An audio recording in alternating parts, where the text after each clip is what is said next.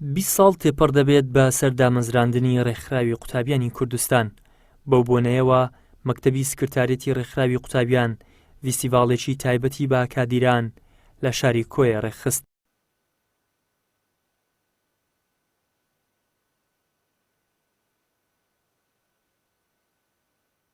لە فیستیڤاڵەکەدا چەندین ڕاستپاردەخرانە ڕوو تاکو لە داهاتوودا ڕێکخراوی قوتابیانی کوردستان بۆ بەهێزبوونی خۆی کاری لەسەر بکات.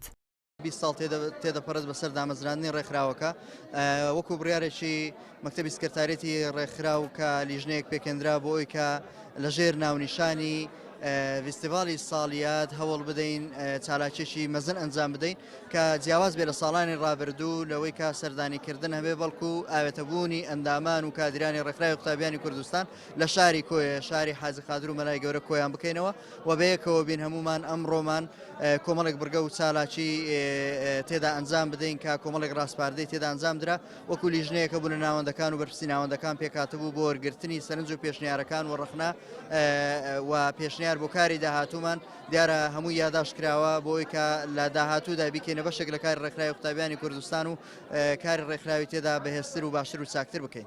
کادیرانی ڕێکخراوی قوتابیان باز لەوە دەکەن بە ئەمانەتەوە کارەکانی ڕێکخراویان وەرگرتووە و بە ئەمانەتیشەوە دەیگەێنە کەسانی داهاتووی خۆیان. بەشێکی دیکە لە کادیران باز لەوە دەکەن ڕێکخراوی قوتابیانی کوردستان جێگەی شانازیمانە و هەوڵیش بۆ بەرەو پێشبردننی دەدەین لە داهاتوودا. هەروەکو دیارە چەندین ساڵە کە خزمەتێکی زۆری بەچین و توێژی قوتابیان کردووە لە بوارە زۆرا و جۆرەکانەوە وە سەربەرزین بە و خەباتەی کە هەمانەوە ئەوانەی کە لە پێش ئێمەش هامان بووە و ئینشاءالله ئەمانەتدارێکی باش دەبینە و ئەمانەتەی کە وەرمان گرتووە لە پێش خۆمانەوە دەیگەین بەوانەی کە لە دوای خۆمان دێن و خزمەتێکی باش دەکەین ئینشاءالله و دەستخۆشیشم بۆ هەموو ئەوانە هەیە کە لەو کاروانەدا ئەگەر بە قسەیەکی خێریش بێ یارمەتیان داوین و هاوکارمان بوون. سێتشنی دومی هەموو ساڵەگادی دامەزراندنی ڕێکخراوی قوتابیانی کوردستانە ئەو ڕێکخراوەی کە ڕێکخراوێکی گەورە ڕێکخراوێک کە جێدەستی دار لە کۆمەلگایە. من لەم یاددا پیرۆزبایی لە هەموو ئەندامان دەکەم و هەروەها بە دڵسۆزیەوە بۆ هەموو ئەندامانەی کە سەردەمانێک لێرەیە خزمەتیان کردووە ئێستاکە یان ئەوە تا چونەتە قۆناغی تری ژیانەوە ئەوە تا لەگەڵمان نەماون لێرەوە ئێمە هەڵسەنگاندن و پێزانیان بۆ کاریێوانایە.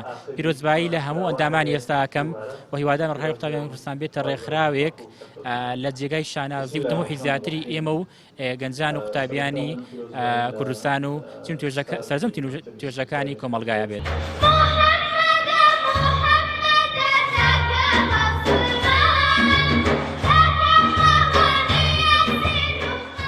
لە فیستیڤاڵەکەدا دەیان ڕاستپاردە خرانە ڕوو تاکو ڕێکخراوی قوتابیانی کوردستان لە داهاتوودا بیان کاتە بنچینە و بنەمای کاری بۆ بەرەو پێشبردننی پرۆژەکانی و خزمەتکردنی توێژی قوتابیان لە داهاتوودا.